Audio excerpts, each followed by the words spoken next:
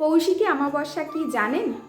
যদি না জেনে থাকেন তবে বলি, কৌশিকী অমাবস্যা হলো একটি বিশেষ অমাবস্যা তিথি, যা দেবী পার্বতীরই আরেক রূপ দেবী কৌশিকীর পূজা ও আরাধনার জন্য বিখ্যাত। এই তিথিতে দেবী কৌশিকী শুম্ভু ও নিশুম্ভ নামক দুই অসুরকে বধ করেছিলেন বলে কথিত আছে। এই কারণে এই অমাবস্যাকে কৌশিকী অমাবস্যা বলা হয়। এটি তন্ত্র সাধনার জন্য অত্যন্ত গুরুত্বপূর্ণ একটি তিথি, বিশেষ করে তারা মায়ের উপাসকদের জন্য। এই কৌশিকী অমাবস্যায় বিশেষ কিছু নিয়ম মেনে চলা উচিত। এই দিনে আমিষ খাবার খাওয়া বা মদ্যপান একদম এড়িয়ে চলা উচিত। এছাড়াও এই দিনে কারোর সাথে খারাপ ব্যবহার করা বা মিথ্যে কথা বলা একদমই উচিত নয়। কিছু লোকজন তো এই রাতে বাইরে যাওয়া বা বিশেষ কোনো কাজ করা থেকে বিরত থাকেন, কারণ তাদের বিশ্বাস এই রাতে নেতিবাচক শক্তির প্রভাব অনেক বেশি থাকে।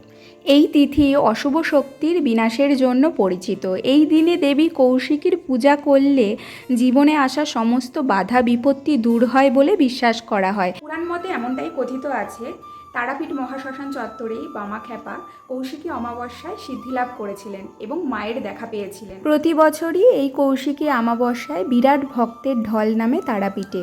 কৌশিকী অমাবস্যার তিথি পড়েছে ভাদ্র মাসের 5 তারিখে, সেদিন শুক্রবার। গোটা দিনে 4 বার দেবীকে ভোগ দেওয়া হয়। আলোয় সেজে ওঠে মন্দির চত্বর, ফুলের মালায় বিশেষভাবে সাজসজ্জা করানো হয় দেবীকে। প্রতিদিনের মতো গর্ভগৃহ থেকে বার করে স্নান করানো হয় মাতৃমূর্তি।